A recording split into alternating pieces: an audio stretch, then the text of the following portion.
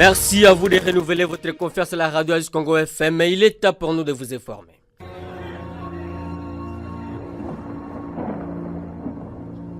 Oasis, la météo. Voici comment se présente la tendance du ciel de ce dimanche 13 octobre 2024 en ville de Béni. Levé du soleil 5h44 et se coucher 17h51. La température maximale sera ressentie à 28 degrés Celsius et la minimale à 18 degrés Celsius. Le vent courra à 15 km par heure l'avant-midi à direction sud-ouest et à même vitesse l'après-midi à direction sud-ouest. Ce jour, le ciel sera nuagé avec probabilité d'averse. La météo prévoit les risques de pluie à 40%. Prenez donc des précautions et belle journée à tous. Au sommaire de cette édition, les armées congolaises et ougandaises ont décidé de poursuivre les opérations conjointes de traque des ADF. La décision a été prise à l'issue d'une réunion d'évaluation qui s'est tenue jeudi et vendredi à Kinshasa, à laquelle les délégués des deux États ont pris part. 4 personnes ont péri vendredi en territoire de Rutshuru après le chavirement d'une pirogue motorisée sur le lac Édouard. L'embarcation venait de Nyakakoma avant de sombrer à quelques mètres seulement de la rive selon les sources locales. Et puis, une manifestation pacifique est annoncée pour le mardi en ville de Butembo. C'est dans le but de soutenir l'armée congolaise et dire non à une éventuelle négociation avec les Rwandais.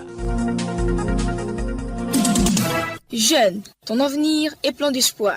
Mais une seconde de plaisir sexuel peut le gâcher à jamais. Sois sage. On les lit au sommaire de cette édition, près de 3 ans après le début de la mutualisation des forces dans la traque des ADF au Nord Kivu et dans l'Ituri, les armées congolaises et ougandaises ont décidé de poursuivre les opérations. Après une évaluation fin septembre et début octobre dernier en Ouganda, les délégués des deux États se sont réunis le jeudi et vendredi 11 octobre à Kinshasa afin de trancher au sujet de l'avenir de ces opérations conjointes. Charmant Tiahava nous a dit plus. À l'issue des assises, Kinshasa et Kampala ont noté des avancées significatives qui ont permis de neutraliser de nombreux terroristes et d'en arrêter d'autres, a expliqué le général Kayanja de l'armée terrestre ougandaise. Au regard de ce résultat, Christian Chiwewe, chef d'état-major général des FARDC et l'ambassadeur ougandais accrédité à Kinshasa ont été informés de l'évolution de cette mutualisation. Ils ont ainsi décidé de maintenir la coopération jusqu'à l'éradication totale du groupe armé. Lancée depuis le 30 novembre 2021, l'opération conjointe dénommée Shuja, qui se voulait éclair contre les ADF, n'est jamais parvenue à bout de la nébuleuse. Bien que certains résultats soient à noter, les terroristes sont restés nocifs envers la population dans plusieurs agglomérations des territoires de Beni, Lubero au Nord Kivu et Mambasa et Urumu en Ituri. Groupe armé d'origine ougandaise, les ADF sont devenus très nocifs en octobre 2014, à s'attaquant aux civils sans défense dans les villages où la présence de l'armée se faisait sentir. Entre 2020 et 2021, les mêmes assaillants ont commencé à viser l'Ouganda, y incluant des attaques à Kampala, la capitale. Face à cette menace commune, Félix Tshisekedi et Yoweri Museveni ont décidé de mutualiser les forces afin de contenir cette menace, même si 3 ans après, les résultats escomptés se font toujours attendre. Cependant, au Nord Kivu, plusieurs voix ont appelé Kinshasa à ne pas trop faire confiance à Kampala. En effet, selon les acteurs de la société civile, l'Ouganda est également impliqué dans le soutien au M23 dans le sud, alors que dans le nord, il combat aux côtés des FARDC. Les fidèles kimbanguistes se sont rappelés ce samedi de la mort du Messie noir Simon Kimbangu. C'était incerté le 12 octobre 1951 dans la prison de Lubumbashi, en ville de Butembo. Cet événement historique a été marqué par un culte d'action de grâce à Matanda Bohimam, abordé par la presse. Le révérend pasteur Ndungo Kikosi Modeste a signifié que Simon Kimbangu est le symbole de l'unité nationale. À l'en croire, la RDC reste une et indivisible grâce à Simon Kimbangu. Le monde doit être troublé parce qu'il y a un événement. Pour remplacer le judaïsme au christianisme, Jésus-Christ a eu beaucoup de problèmes. Du christianisme au kimbanguisme qui va se confirmer mondialement, raison pour laquelle le monde est troublé. Toutes ces turpitudes n'ont rien à faire et puis ça ne touche à rien à l'intégrité de la RDC. Ça, c'était pays prophétique. La RDC, l'Afrique a déjà une force à travers Papa Simon Kimbangu. Son Excellence Tshisekedi Tshilombo a confirmé la date du 6 avril comme férié et payé en RDC. Il confirme la reconnaissance à Papa Simon Kimbangu. Papa Simon Kimbangu ne peut plus nous faire retourner en esclavage.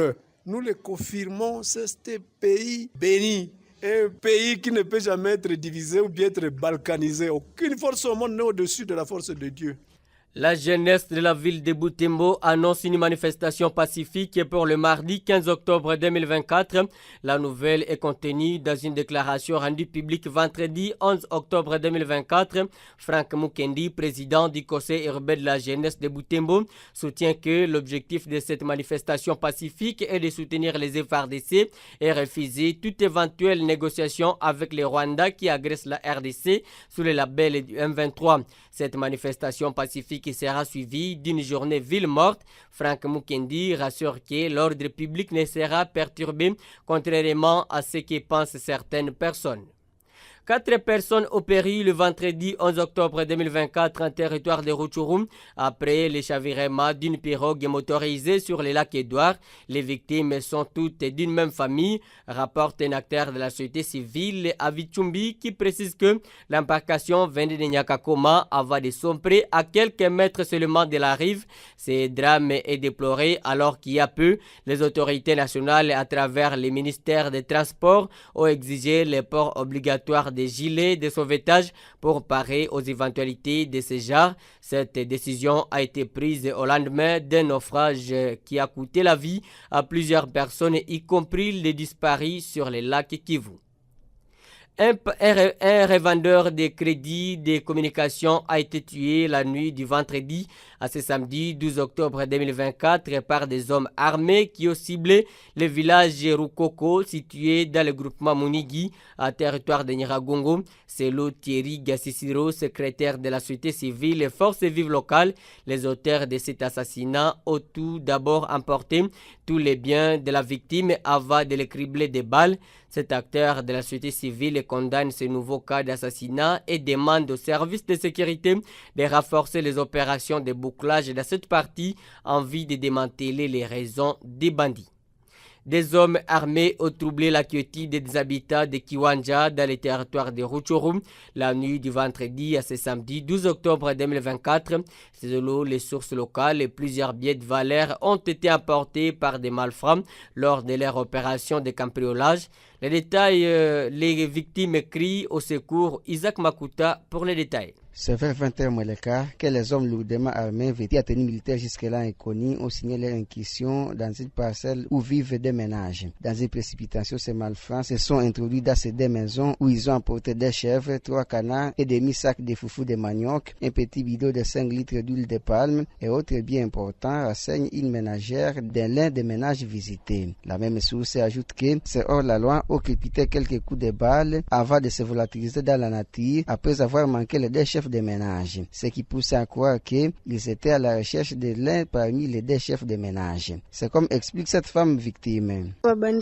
Les bandits m'ont visité aux environs de 19h. Ils ont emporté mes billets de valeur, les foufous, les chèvres, les canards et s'en allaient. Arrivés à quelques mètres, ils ont crépité quelques coups de balles pour dire que si un homme était présent, serait attrapé et emporté dans une destination inconnue. Ils étaient nombreux, on ne connaît pas le nombre car les autres étaient dans la rue. Les voisins se sont réveillés après leur départ. Notons que l'avenir abattoir enregistre le cas d'inquisition d'hommes en armes du jour le jour ces derniers temps, une situation qui met mal à l'aise les habitants de cette partie de la commune de Rutshuru. J'interviens depuis Kiwanja, Isaac Makuta, Oasis Congo Béni. Des cas de violation des droits humains sont toujours enregistrés dans les territoires de Mambasa, province de l'Ituri. Le récent cas est celui d'un habitant du village Bandi Bouame qui a été torturé par des hommes armés assimilés aux soldats congolais.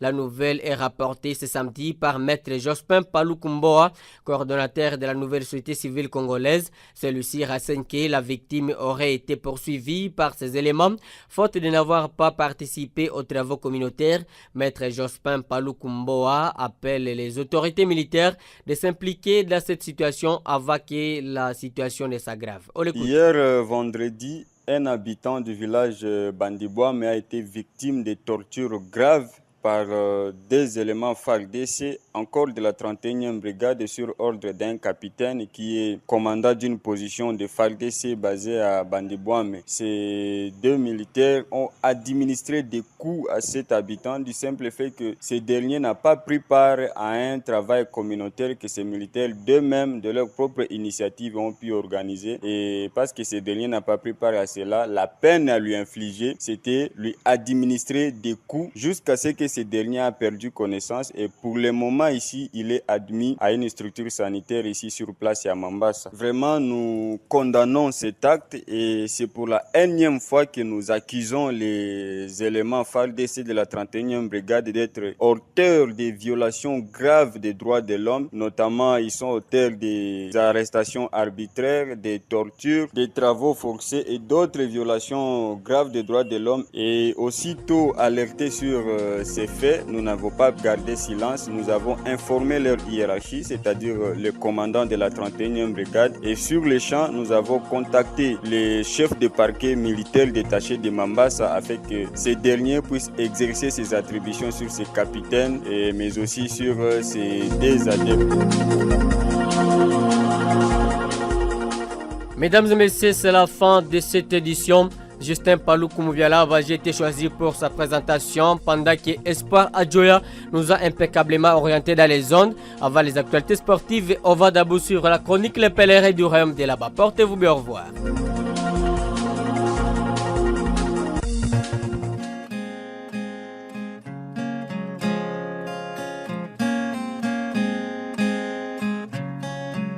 La population stérile de la zone septentrionale est du royaume de là-bas, elle est vraiment stérile, pas de grossesse, pas de naissance, mais c'est plein de mariages.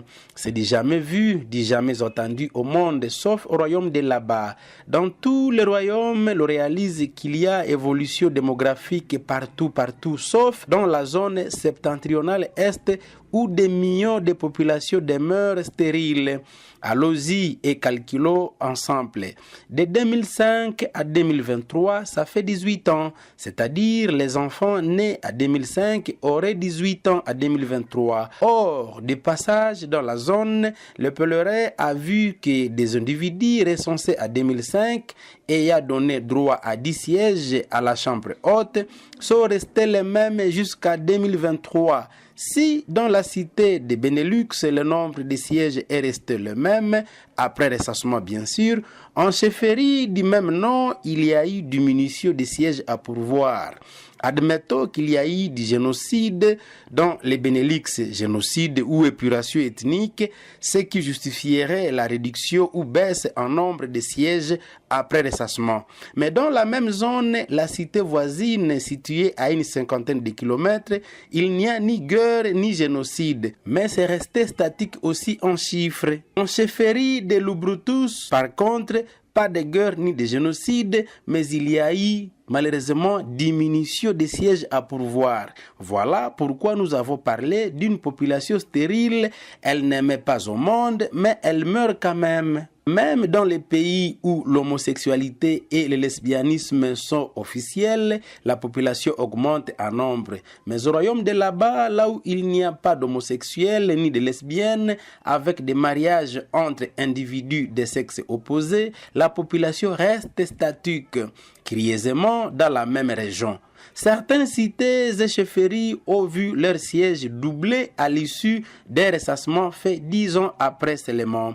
Vers la fin de son séjour au royaume de là-bas, le pèlerin a fini par comprendre que la communauté stérile dont il est question ici n'a qu'un seul représentant à la chambre haute. Son nanisme ou alors sa stérilité est donc liée au manque de poids politique.